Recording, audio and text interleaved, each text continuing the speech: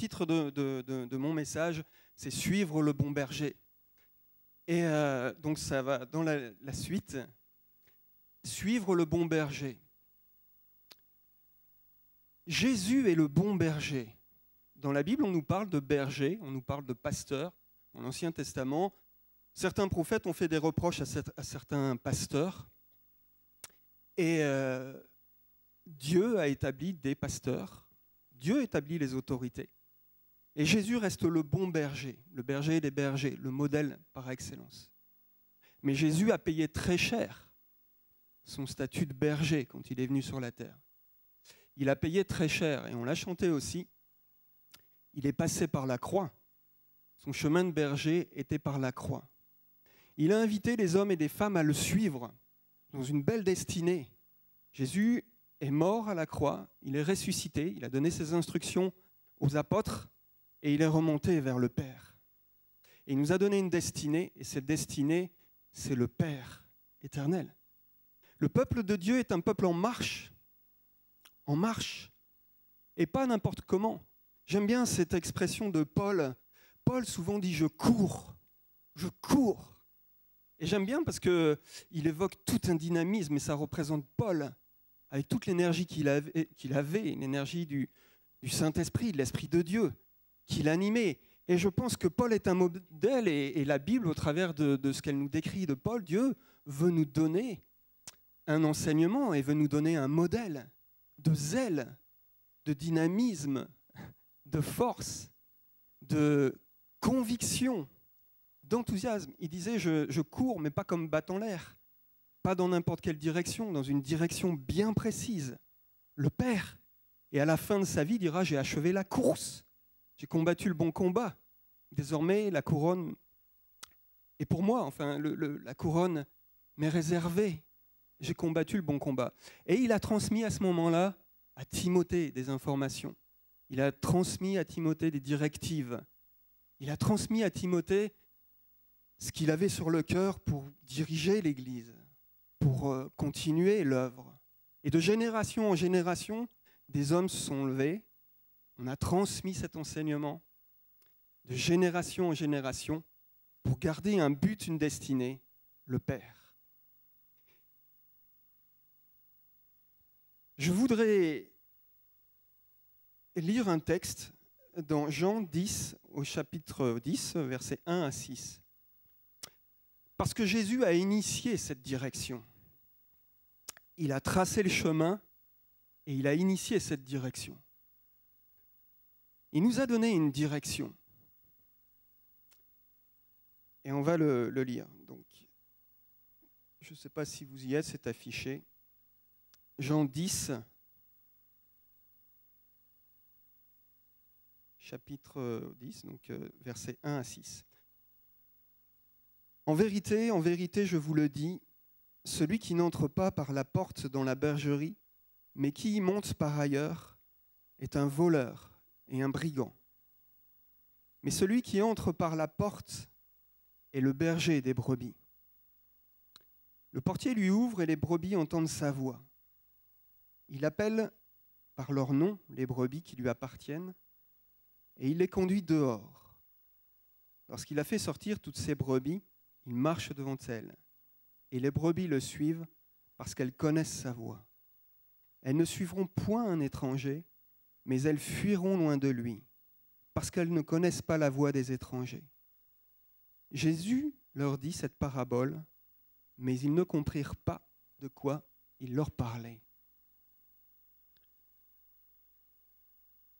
Dans ce texte, il est fait référence de bons bergers et de voleurs et de brigands. On a tous des enseignements, on reçoit tous des enseignements, des voix s'élèvent par le monde dans notre société, on reçoit des enseignements à l'école, on suit des enseignants dans leur perception du monde, dans leur façon de concevoir le monde.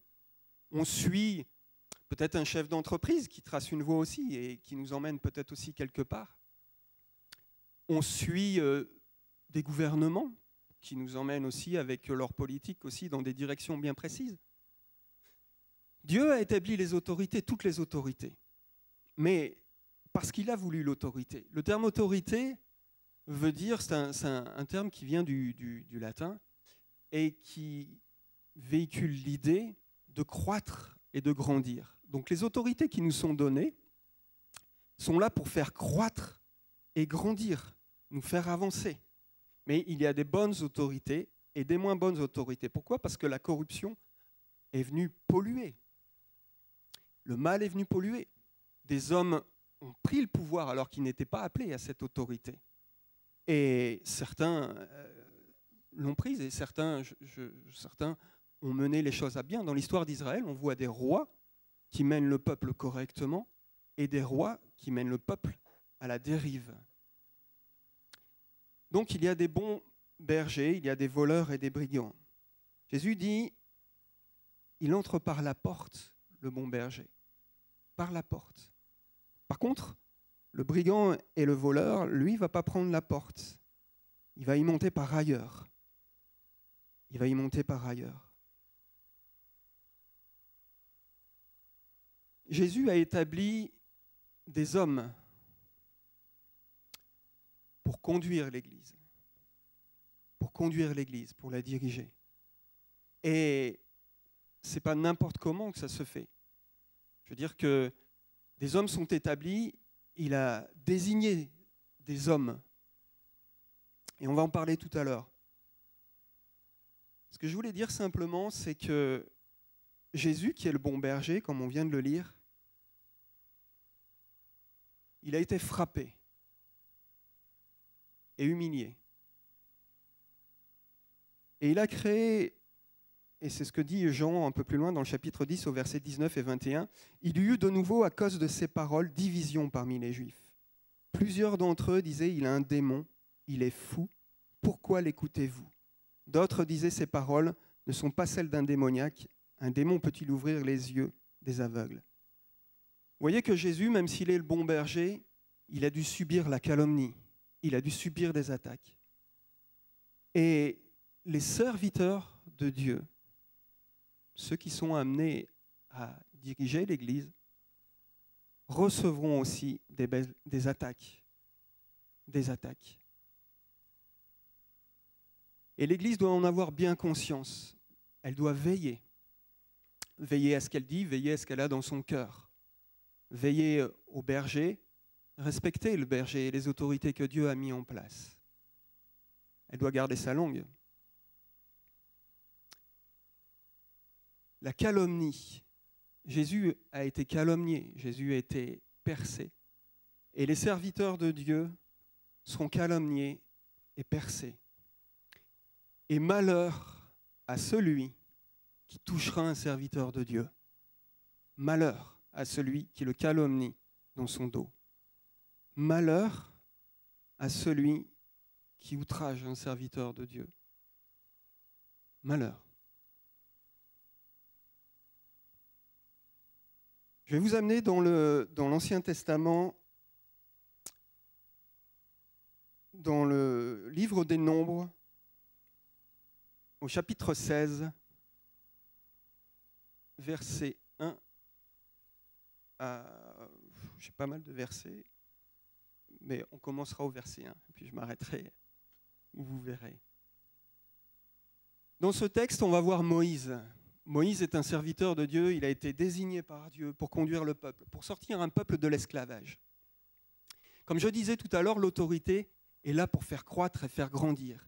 Et Moïse veut amener des hommes et des femmes dans une destinée bien précise. Il veut les sortir de l'esclavage. Il veut les sortir de l'esclavage. Et Dieu l'a choisi. Et Moïse, donc, conduit ce peuple. Alors, on est dans le passage des Nombres, on se trouve dans le désert. Et le peuple est au milieu du désert. Et certains hommes vont se rebeller. C'est un texte assez long, hein, on va aller jusqu'au verset 35.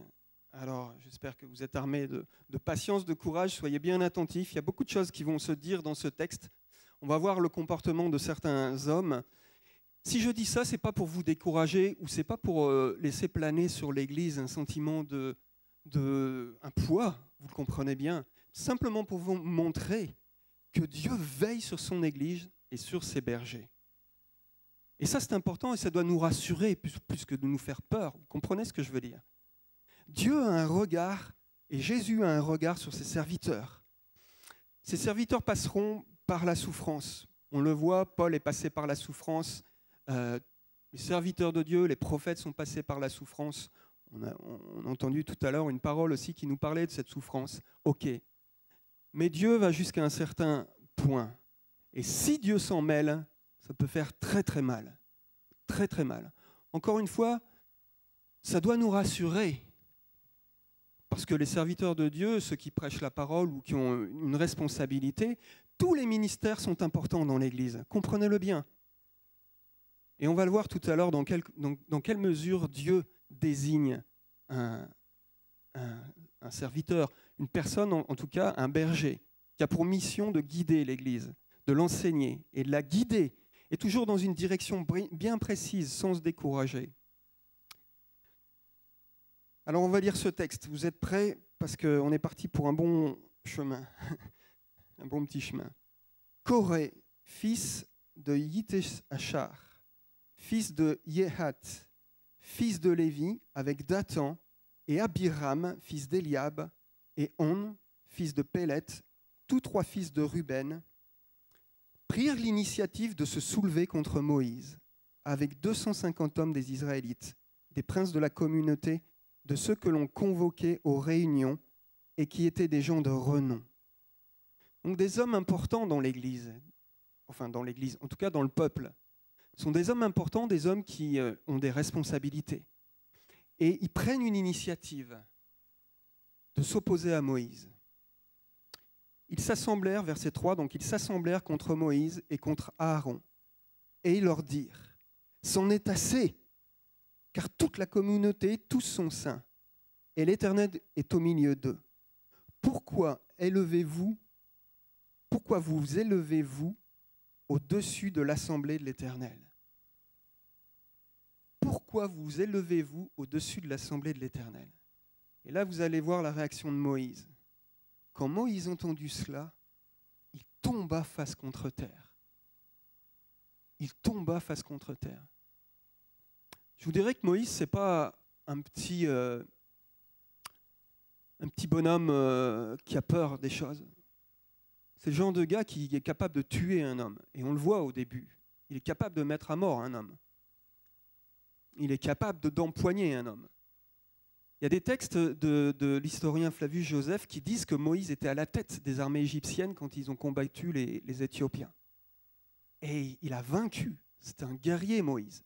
Ce n'est pas un gars qui a peur. Mais on va le voir tout à l'heure. Sa réaction, là, elle est la réaction d'un homme qui a été façonné par Dieu. Un homme qui a été modelé par Dieu, préparé par Dieu. Et qu'est-ce qu'il fait là? Il tombe sur ses genoux. Moïse ne peut pas répondre comme il faisait jadis, en mettant un gros coup dans la tête de Corée ou de ses adversaires. Il tombe sur ses genoux. Il est touché, certainement en plein cœur. Il est touché dans son ministère. Et il tombe face contre terre. Et là, on ne sait pas ce qui se passe. Ça va très vite. Il se relève. Il parla à Corée et à toute sa troupe en disant, là, certainement qu'il a reçu des instructions de Dieu dans son cœur. Parce que là, il a dû être atteint. Il a pris un bon coup, là, Moïse. Il est à genoux, là. Et dans sa relation avec Dieu, Dieu a dû lui donner des instructions. Et il lui dit, demain matin, l'Éternel fera... Alors c'est Moïse qui s'adresse à Corée. Demain matin, l'Éternel fera connaître qui est à lui et qui est saint. Et il le fera approcher de lui. Il fera approcher de celui qu'il choisira. Faites ceci. Prenez des brasiers, Corée et toute sa troupe. Demain, mettez-y du feu et placez-y du parfum devant l'Éternel. L'homme que l'Éternel choisira, c'est lui qui sera saint. Retenez bien l'homme que l'Éternel choisira. On reviendra aussi là-dessus. C'est lui qui sera saint. C'en est assez, fils de Lévi. Là, c'est Dieu qui va trancher. Et quand c'est comme ça, on a intérêt à être bien armé quand on est dans l'opposition, à être bien sûr de soi, parce que ça va faire mal. Moïse dit à Corée, « Écoutez donc, fils de Lévi, est-ce trop peu pour vous que le Dieu d'Israël vous ait mis à part de la communauté d'Israël en vous faisant approcher de lui pour vous employer au service du tabernacle de l'Éternel et vous placer devant la communauté afin de l'assister. » Donc on voit que les fils de Corée, enfin en tout cas Corée et puis les hommes qui l'accompagnent, ont des responsabilités. Ils sont déjà à un niveau élevé dans le peuple. Au niveau du peuple, ils ont des responsabilités. Dieu leur a confié une mission. Dieu leur a confié une tâche. Au verset 10, « Il vous a fait approcher de lui, toi et tous tes frères, les fils de Lévi avec toi, et vous réclamez encore le sacerdoce. » Ils veulent aller plus haut. Ils veulent aller plus loin. C'est à cause de cela que toi et toute ta troupe, vous vous liguez contre l'Éternel. En effet, qui est Aaron, pour que vous murmuriez contre lui. Moïse envoya appeler Dathan et Abiram, fils d'Éliab. Mais ils dirent, nous ne monterons pas. Est-ce trop peu que tu nous aies fait monter d'un pays découlant de lait et de miel afin de nous faire mourir au désert? Vas-tu encore t'imposer à nous? Ce n'est pas un pays découlant de lait et de miel que tu nous as fait entrer. Ce ne sont pas des champs et des vignes que tu nous as donnés en héritage. Imagines-tu que ces gens sont aveugles? Nous ne monterons pas. Là, il faut bien imaginer et remettre dans le contexte, Moïse fait passer le peuple de l'Égypte à la terre de Canaan. Entre deux, il y a des difficultés, des souffrances. Et ça nous parle de notre vie chrétienne. Avant d'atteindre le royaume de Dieu, il y a des difficultés, des souffrances. On traverse des déserts, des épreuves. Et là, dans ces déserts, cette épreuve, ce que disent les fils de Corée, en tout cas Corée et puis sa troupe, on veut retourner en arrière, nous. Ils disent à Moïse carrément, mais tu nous mènes à la mort. Ils remettent en question son ministère. Tu nous conduis mal. Ils discréditent son ministère. Moïse fut très irrité et dit à l'Éternel, « N'aie pas égard à leur offrande. Je ne leur ai même pas pris un âne, et je n'ai fait de mal à aucun d'eux. » Là, Moïse cherche à se justifier. Il dit, « Mais j'ai rien fait de mal, Seigneur. Qu'est-ce que j'ai pu faire pour en arriver là ?» Mais c'est Dieu qui justifie les hommes et ses serviteurs. Prenons garde. Que chacun prenne garde. C'est Dieu qui justifie. Moïse dit à Corée, « Toi et toute ta troupe, trouvez-vous demain devant l'Éternel avec Aaron. Prenez chacun votre brasier, mettez-y du parfum, et présentez devant l'Éternel chacun votre brasier. Il y aura 250 brasiers. Aaron et toi, vous prendrez aussi chacun votre brasier. » Ils prirent chacun leur brasier. Ils mirent du feu, ils placèrent du parfum et se tinrent à l'entrée de la tente de la rencontre avec Moïse et Aaron. Et Corée assembla contre eux toute la troupe à l'entrée de la tente de la rencontre. Alors la gloire de l'Éternel apparut à toute la communauté. L'Éternel parla à Moïse et à Aaron et dit, « Séparez-vous du milieu d'eux, de cette communauté, et je les exterminerai en un seul instant. » Ils tombèrent face contre terre et dirent, « Ô Dieu des esprits de toute chair, un seul homme aurait péché, et tu serais indigné contre toute la communauté. » Et là, Moïse et Aaron tremblent parce qu'ils voient que Dieu s'en mêle et la colère de Dieu est en train de s'enflammer. Et la colère de Dieu est en train de monter en puissance. Et ils ont peur eux-mêmes. L'Éternel parla à Moïse et dit, « Parle à la communauté et dit, retirez-vous de toutes parts, loin de la demeure de Coré, de Dathan et d'Abiram. Séparez-vous d'eux, éloignez-vous d'eux. Là, il y a un jugement qui va tomber. Séparez-vous d'eux, éloignez-vous d'eux.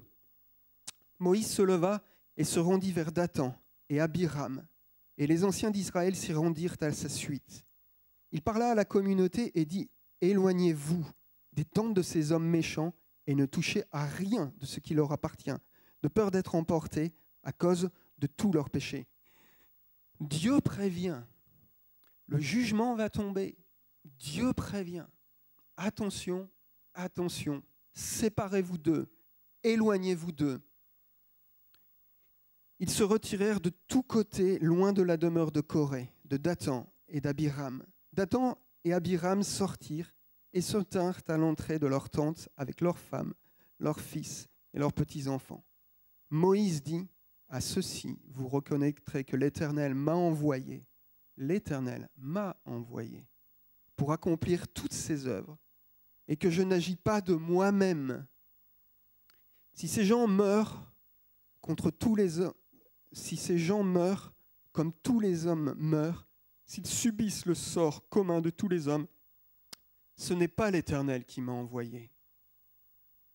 Mais si l'Éternel fait une chose inouïe, si le sol ouvre sa bouche pour les engloutir, avec tout ce qui leur appartient, et qu'ils descendent vivants dans le séjour des morts, vous reconnaîtrez alors que ces gens ont outragé l'Éternel.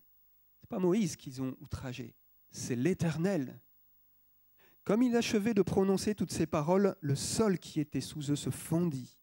La terre ouvrit sa bouche et les engloutit, eux et leurs maisons, avec tous les gens de Corée et tous leurs biens. Ils descendirent vivants dans le séjour des morts, eux et tout ce qui leur appartenait.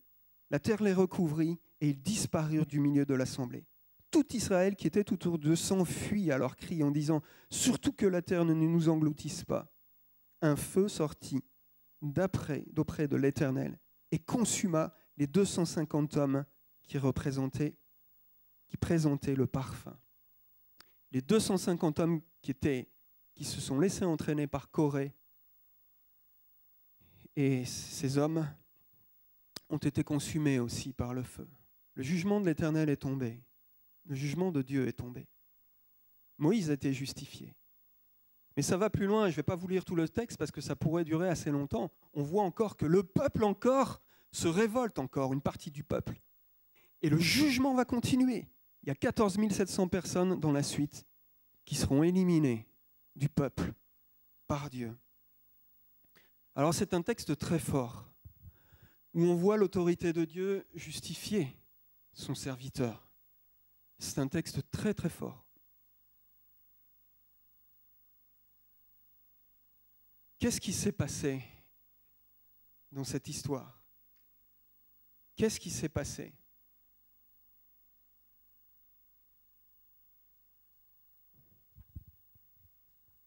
J'ai un peu le tri dans mes feuilles. Corée n'était pas appelé au service sacerdotal. Il n'était pas appelé. Et qu'est-ce qui s'est passé? Eh bien, on vient de le lire. Quand on décortique un peu le texte, on voit le mécanisme. Corée, à la base, cherche à être élevé. Dans son cœur, il y a un désir d'élévation personnel et profond qui est latent, qui mûrit, qui grossit, qui s'amplifie. Un désir personnel de supplanter l'autorité. Un désir personnel de gloire et de prendre l'autorité sur le peuple. C'est ce qui germe dans son cœur. Et le mécanisme, bien souvent, dans ce système-là, et on le voit très bien, et on le retrouve dans d'autres textes bibliques, c'est qu'il va créer un groupe dissident. Parce qu'affronter seul l'autorité, il sent bien son impuissance et sa faiblesse, il a besoin d'appui. Et donc, il va susciter discrètement, dans le dos de Moïse, une troupe, des hommes, pour augmenter en puissance et en force, et pour supplanter Moïse, l'autorité que Dieu a placée. Il n'a pas l'approbation de Dieu, mais il trouve l'approbation des hommes. Et il se sent puissant en trouvant l'approbation des hommes. Un serviteur de Dieu ne va jamais chercher l'approbation des hommes, ne doit pas chercher l'approbation des hommes. Un serviteur de Dieu doit servir Dieu et accomplir ce que Dieu lui a demandé. Mais lui cherchait l'approbation des hommes, il l'a trouvé. Et puis subitement, quand il se sent assez puissant et assez fort, il sort de l'ombre. Et il attaque publiquement le berger. Fou. Il sort de l'ombre avec sa troupe et il attaque le berger. Et qu'est-ce qu'il fait là? Comme il se sent fort, il parle au nom de toute l'assemblée, même s'il n'a pas tout le peuple derrière lui. Mais il va parler au nom de tout le peuple, de toute l'assemblée. Et il va donc chercher cette autorité, parler au nom de tout le peuple. Il prend la voix de tout le peuple. Il s'attribue l'autorité d'office. C'est une espèce de coup d'État, de putsch. Et il s'associe tout le peuple. Mais Dieu ne lui a pas donné tout le peuple. Il a réussi à trouver des appuis dans le peuple, mais il n'a pas tout le peuple. La conséquence, qu'est-ce qui se passe? Il stoppe la marche de tout le peuple. Il stoppe la progression de tout le peuple. En prenant autorité, en désobéissant, en désobéissant et en appelant à la désobéissance. On le voit, elle dit, nous ne montrons pas désobéissance, on ne te suit plus. Nous ne montrons pas. Il stoppe le peuple en inculquant une vision pessimiste de l'avenir. La mort, vous nous entraînez vers la mort, Moïse, tu nous entraînes vers la mort. On était mieux en Égypte. Ça ne nous mène à rien ce que tu fais. On n'avance pas. La mort, il regarde vers le passé. C'était mieux avant. On aurait dû faire comme si. On devrait faire comme ça. Le chemin qu'on prend quand on avance vers Dieu et quand on marche dans le désert et quand on marche vers le royaume de Dieu, Jésus l'a dit, c'est un chemin de renoncement. Mais lui, il n'a pas renoncé à sa propre personne et à sa gloire, Corée. Il n'a pas renoncé. Et quand on cloche des deux pieds comme ça, quand on est assis entre je suis dans l'église, mais je n'ai pas renoncé à moi-même. Alors on devient un poids pesant et on est tiraillé, on est en tension entre ce qu'on avait avant, la gloire peut-être qu'il avait en Égypte, je ne sais pas, et la gloire qu'il comptait retrouver, la position qu'il comptait retrouver en se disant je vais partir vers le royaume de Dieu, j'ai trouvé une communauté, un peuple, allez on y va tous ensemble et ils vont me suivre un moment, je vais prendre de l'autorité. C'était ce qu'il visait, mais il ne suivait pas réellement le vrai chemin du renoncement, parce qu'un serviteur de Dieu, quel qu'il soit dans l'église, qui que ce soit, service ici pour la parole, mais service dans l'église, quelle qu'elle soit, on est appelé à renoncer à nous-mêmes. Et c'est un chemin difficile. Et Corée ne l'a pas accepté. Il s'est révolté. Il a voulu la gloire.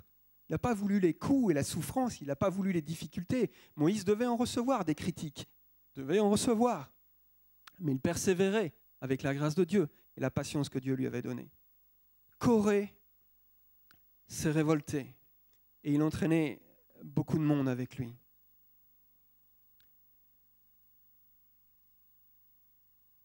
Et je voudrais faire une parenthèse par rapport maintenant au berger, au bon berger, au berger que Dieu choisit. Dieu a choisi Moïse. C'est sa propre autorité. C'est son œuvre. Dieu avait choisi Moïse depuis longtemps. Moïse était fait pour rentrer dans cette destinée. Comme Paul le disait, avant même que je sois né, tu m'avais choisi. C'était sa destinée. Des hommes sont choisis, répondent à l'appel ou répondent pas. Mais l'obéissance à Dieu va nous communiquer la paix quand on est appelé.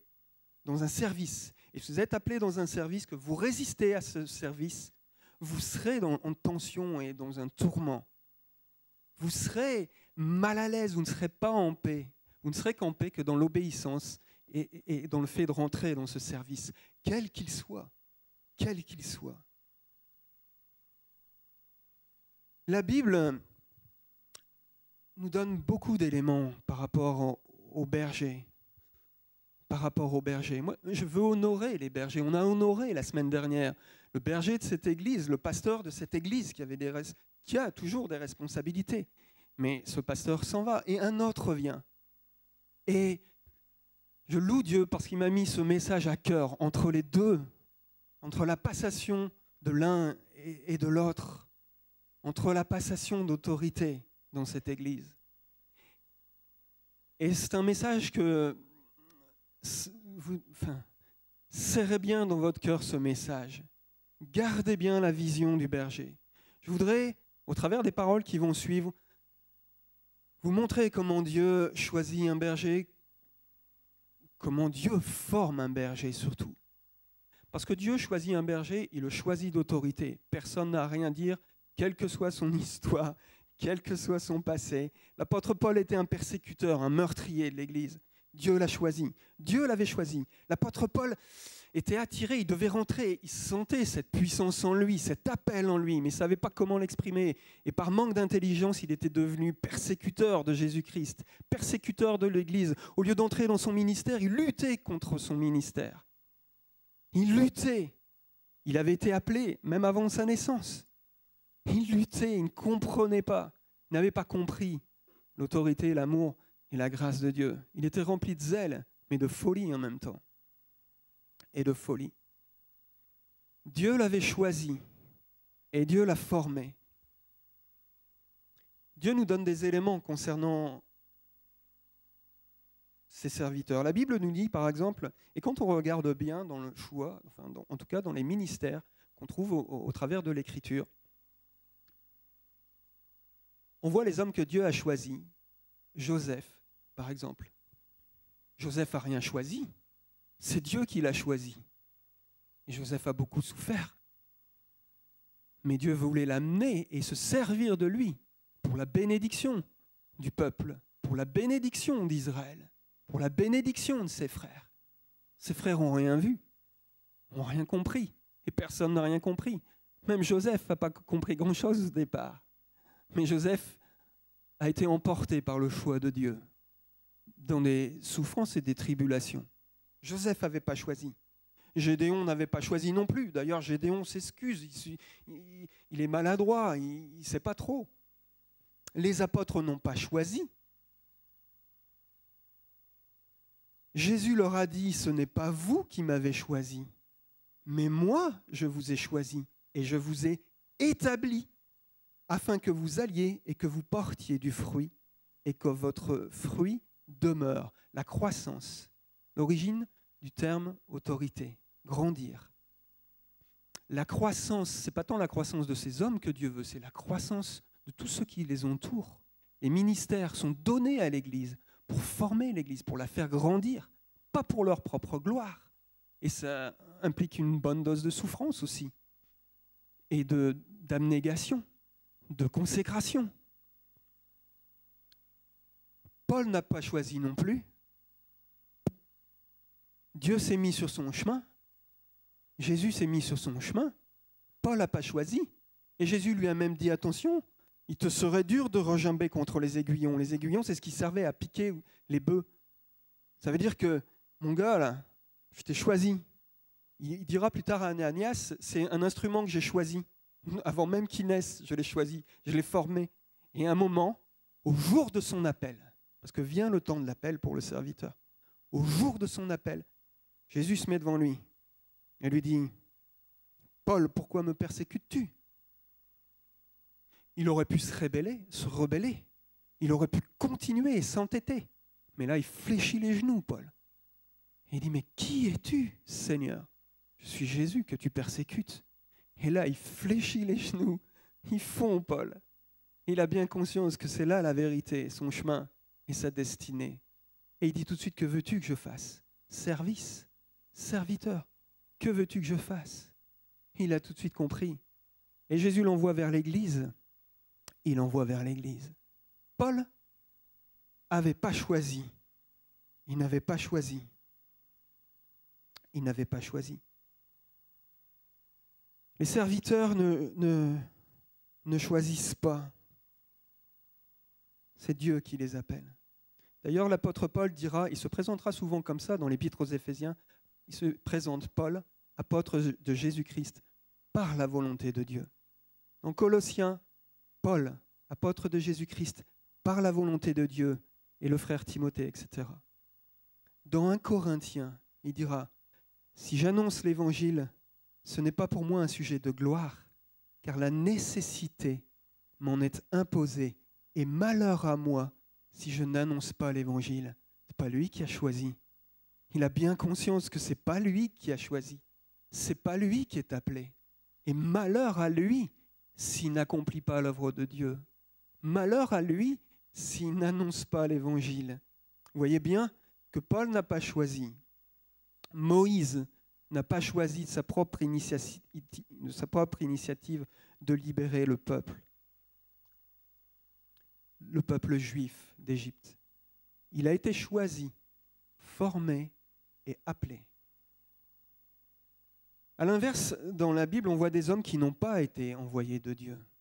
Et Jérémie dira au peuple, je n'ai pas envoyé, donc l'Éternel dira, je n'ai pas envoyé ces prophètes. Ils ont couru, je ne leur ai point parlé, et ils ont prophétisé.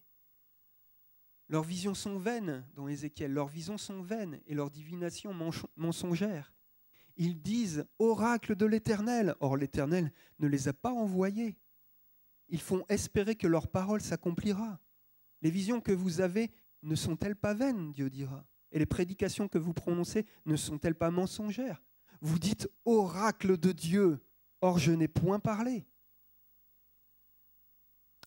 Paul dira aussi, quelques-uns, il est vrai, prêchent Christ avec envie et par esprit de dispute, mais d'autres le prêchent avec des bonnes dispositions, des dispositions bienveillantes. Ceux-ci agissent par amour, sachant que je suis établi pour la défense de l'Évangile, tandis que ceux-là, animés d'un esprit de dispute, annoncent Christ par des motifs qui ne sont pas purs. Par des motifs qui ne sont pas purs. On ne s'improvise pas, on ne se présente pas comme serviteur de Dieu sans avoir l'assurance que c'est Dieu qui nous envoie. Et prenons garde aux faux frères, aux faux docteurs, aux mauvais ouvriers. Et Paul, dans le Nouveau Testament, met en garde les églises, l'Église. Et c'est bien de savoir que Dieu veille sur son Église. C'est rassurant, il est le bon berger. Il est le bon berger. Et il a établi des hommes. Le serviteur de Dieu a été formé et éprouvé par Dieu avant de servir. Le serviteur de Dieu est passé dans la fournaise de l'épreuve. Il passe par bien des étapes. Dieu forme son serviteur par bien des étapes. Il va le tester, par exemple, par le temps. Il va lui donner un appel, mais l'appel sera effectif des fois des années après. 10, 15, 20 ans. Comme Joseph, 14 ans. Il reçoit la vision, elle s'accomplit que 14 ans après. Dans cette vision, il voyait un peuple, il voyait ses frères qui se prosternaient devant lui. Il est presque mis à mort par ses frères. Mais il a dû se dire, mais c'est quoi cette vision que j'ai reçue? Mais c'est pas possible. La patience. Dieu travaille sur du long terme pour former son serviteur. Ce n'est pas celui qui décide comme ça, j'ai un appel. Il ne faut jamais devancer l'appel de Dieu. Si on a un appel, si vous avez un appel, serrez-le dans votre cœur. Mais ne devancez pas, ne forcez pas l'appel de Dieu. Il y a des tas de textes qui parlent de ça. Que ce soit des prophètes, que ce soit dans le service de Dieu, les sacrificateurs dans l'Église, que ce soit les rois en Israël. À un moment, Saül va devancer, il va prendre une position qui n'était pas la sienne. Et Dieu va l'éjecter. va l'éjecter. Chacun à sa place, chacun selon le ministère qu'il a reçu. Vous me suivez bien? Vous êtes toujours là? Ok. Dieu forme par le temps, par la tentation. Un ouvrier va devoir passer par la tentation. Moïse avait devant lui la gloire de l'Égypte, le royaume, les richesses de l'Égypte, les femmes de l'Égypte. Il avait devant lui la richesse de l'Égypte et il avait le pouvoir. Mais il a choisi une autre voie, sans savoir où ça allait le mener. Déjà, il y avait le germe en lui de son appel, le germe de libérer ce peuple. Mais Moïse est allé avec sa propre force. Ok, ça doit être ça. Je sens au fond de moi-même que je vais libérer ce peuple. Je le sens. Mais il a devancé l'appel. En tout cas, il est allé par ses propres forces et il a tué un homme. Et il s'est retrouvé rejeté par ses propres frères, du coup, en disant, mais toi, tu as tué l'Égyptien, tu vas me tuer aussi. Qui? Et on le voit très bien. Comment va réagir le juif, donc son frère? Il va lui dire, qui t'a établi juge sur nos vies? Qui t'a établi juge sur nos vies? Et là, Moïse a peur. Et là, il doute. Et là, il se recule et il s'enfuit. Il se dit, mais oui, mais qui m'a établi juge? Qui m'a établi? Et là, Dieu va le former dans le désert pendant une vingtaine d'années ou quarantaine d'années, je ne sais plus exactement. Mais il va le former dans le désert, va le mettre à part. Dieu va former ses serviteurs dans la solitude parfois, à l'écart. Il va les laminer par le temps. Il va leur apprendre l'humilité. Moïse s'est retrouvé à paître les brebis de son beau-père. Il n'avait rien pour lui. Et pendant des années, jusqu'au jour où Dieu a dit « Top, c'est maintenant le départ, Moïse.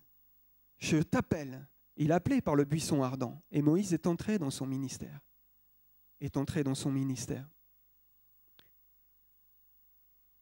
Dieu va éprouver par des petites tâches aussi.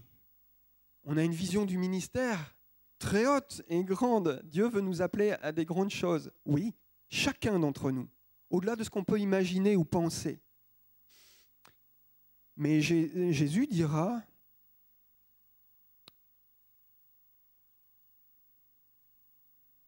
à certains, dans leur parcours, à un moment de leur vie, c'est bien, bon et fidèle serviteur, tu as été fidèle en peu de choses, je te confierai beaucoup plus. Dans les petites choses, être fidèle, on le sait tous. Dans les petites choses, être fidèle. Dieu nous appelle à être fidèles dans les petites choses, par de petits services. Par la souffrance, on l'a dit tout à l'heure, Jésus a souffert lui-même, car ayant été tenté lui-même dans ce qu'il a souffert, il peut secourir ceux qui sont tentés. La tentation, j'en ai parlé tout à l'heure, va éprouver le serviteur de Dieu d'une façon puissante. Joseph a été tenté sur son parcours par la femme de Potiphar. Ça a dû être comme un feu pour ce jeune homme. Ça a dû être... Mais il n'a pas succombé à la tentation. Ça l'a jeté en prison. Forgé dans le feu, la fournaise de la tentation, dans la fournaise du désert. Ses serviteurs sont formés. C'est pour ça qu'il faut garder du respect pour les serviteurs de Dieu. Ça peut paraître facile de loin, mais on ne mesure pas la dose d'abnégation, de souffrance, de lutte. C'est pareil pour tous les ministères, pour chacun d'entre nous. Mais les serviteurs, l'adversaire cherchera toujours à taper la tête, comme Jésus a été frappé. Il cherchera toujours à taper le berger, à frapper le berger. Toujours, comme Moïse a été frappé, comme les prophètes ont été frappés. Dieu nous forme aussi par l'échec. L'échec. Je me croyais fort.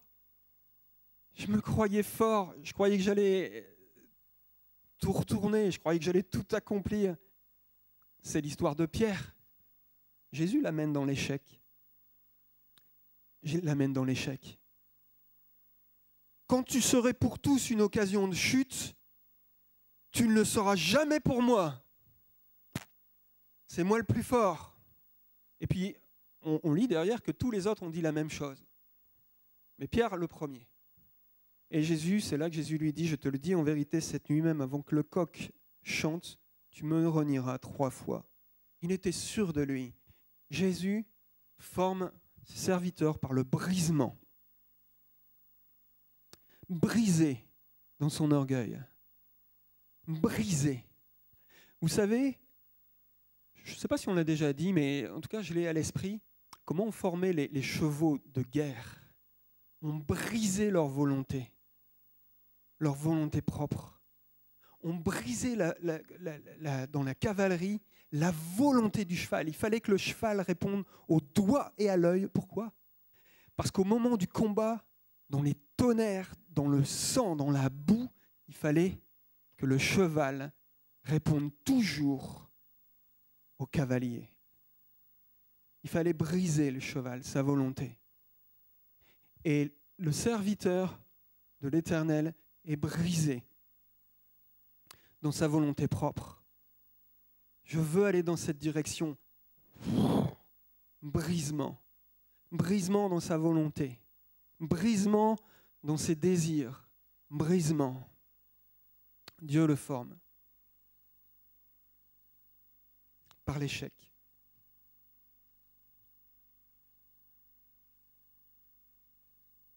Tout ça pour vous dire que on est appelé à honorer les serviteurs de Dieu, à les regarder avec respect. Malgré leurs faiblesses, ils avaient tous des faiblesses. Et quand je dis faiblesse, c'est qu'ils n'ont pas tous les talents. Un serviteur de Dieu, un berger, n'a pas tous les talents. Tous les talents sont dans le peuple. Il a un ministère spécifique, mais tous les talents sont là. Dieu répand les talents dans son peuple, dans son Église. Il a une responsabilité. Beaucoup de serviteurs de Dieu, quand on les écoute et quand on regarde un peu plus près, les ministères sont laminés par les critiques internes, par les calomnies internes, par les jugements internes, par les mauvais états d'esprit, par la mauvaise foi, sont laminés, fatigués et chargés.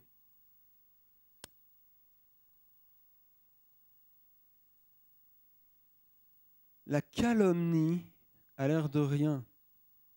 On en a parlé tout à l'heure, la calomnie.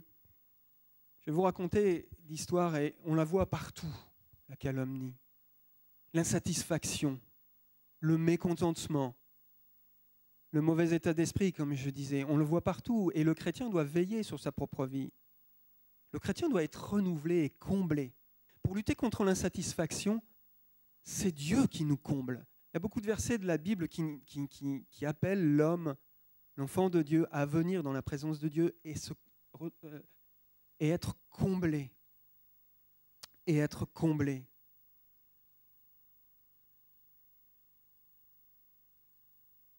Ne vous inquiétez de rien, par exemple, dans Philippiens 4,5. Mais en toute chose, faites connaître vos besoins à Dieu par des prières et des supplications et des actions de grâce. En toute chose. Attention à la frustration. Attention à la blessure. La blessure peut provoquer l'amertume par manque de pardon, par manque de soins prodigués par Dieu. On peut avoir été blessé et injustement. Enfin, vous comprenez ce que je veux dire. On peut avoir été blessé parce qu'on a mal agi, mais on peut avoir été blessé aussi personnellement. Et là, la Bible est claire aussi. La Bible nous apprend à pardonner. Il doit y avoir ça dans l'Église, le pardon. Il ne faut pas laisser s'infecter une blessure. Vous savez pourquoi il ne faut pas laisser s'infecter une blessure ? Parce qu'elle peut terminer par l'amputation. Elle peut terminer par l'amputation, une blessure. Et on ne doit pas garder de l'amertume dans son cœur quand on est blessé. Mais apprendre à pardonner, apprendre à porter, supporter, pardonner, etc. Et attention à la frustration. Comme je disais, attention à la frustration, la calomnie. J'étais dernièrement chez mon boulanger. Et puis j'attendais. Et il y a une dame devant moi qui dit au jeune apprenti, qui lui dit « Oh là là, votre pain, là, il n'est pas gonflé. Mais vous êtes sûr que vous avez mis assez de levure ?»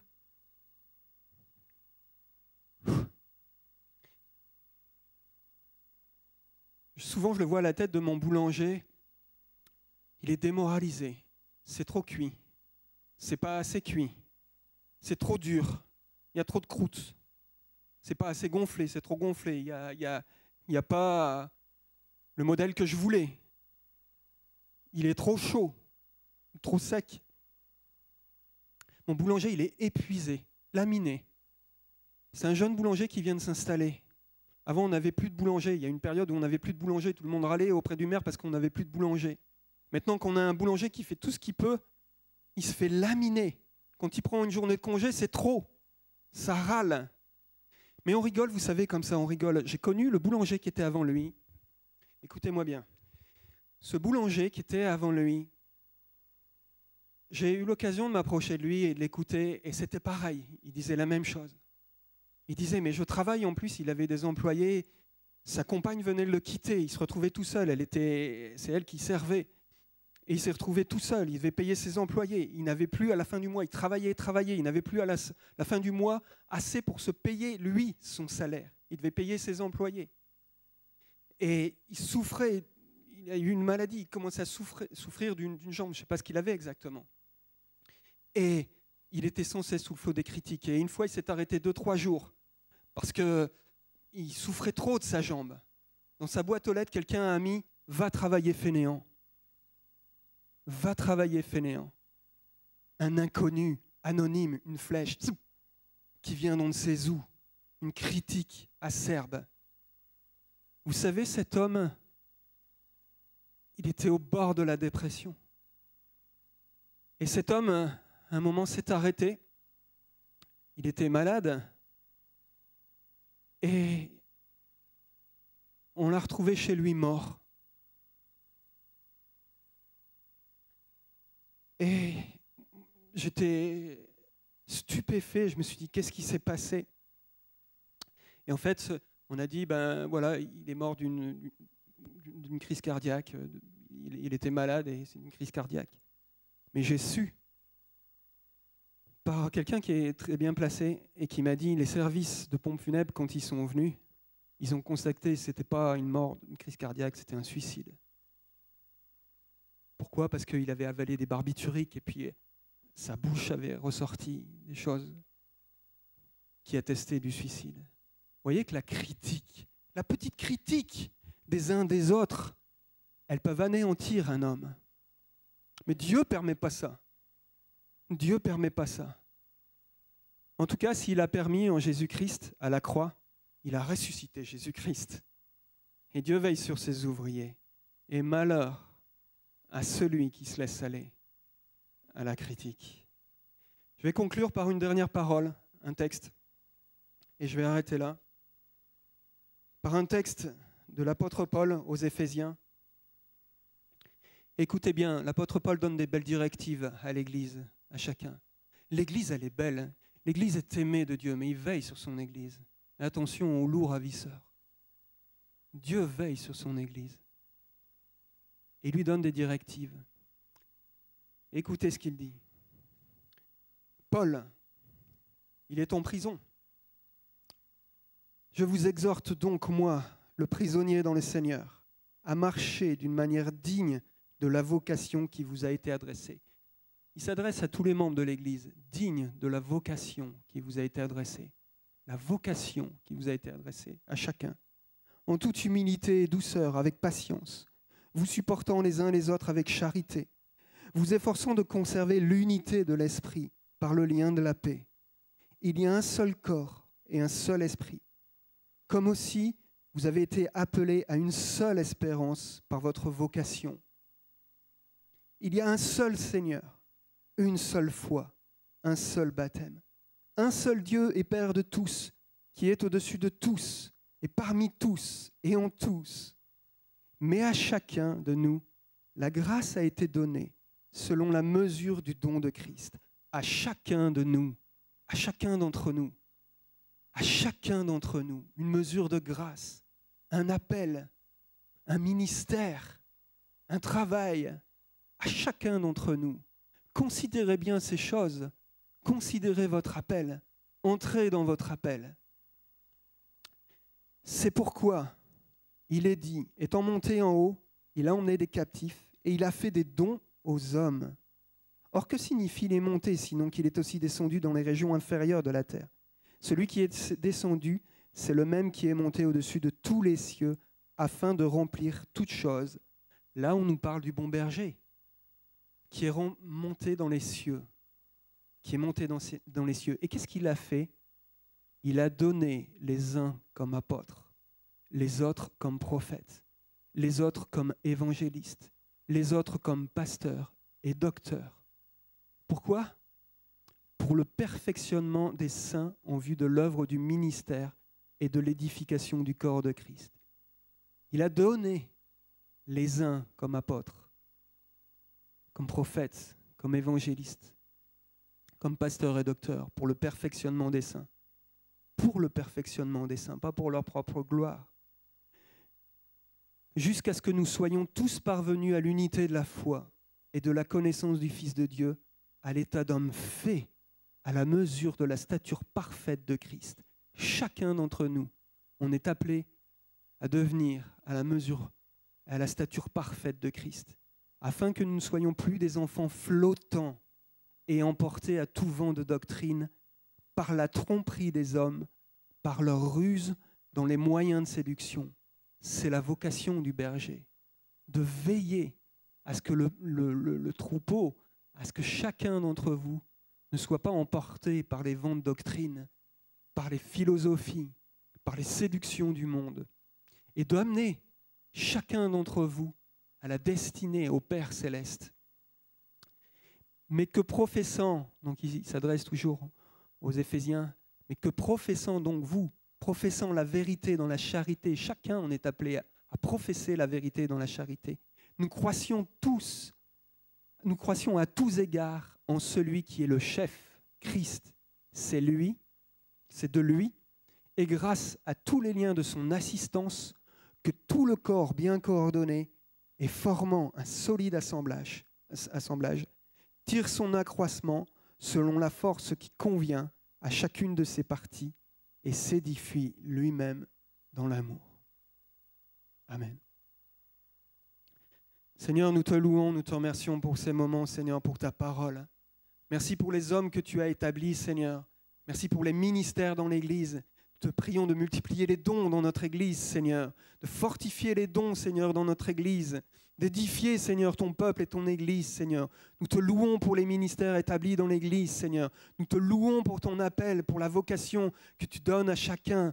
Nous te louons pour ta fidélité. Nous te louons pour ton amour. Nous te louons parce que tu nous conduis au bon port, Seigneur. Nous te louons parce que tu es avec nous tous les jours. Gloire à toi, Seigneur Jésus. Amen. Gloire à Dieu.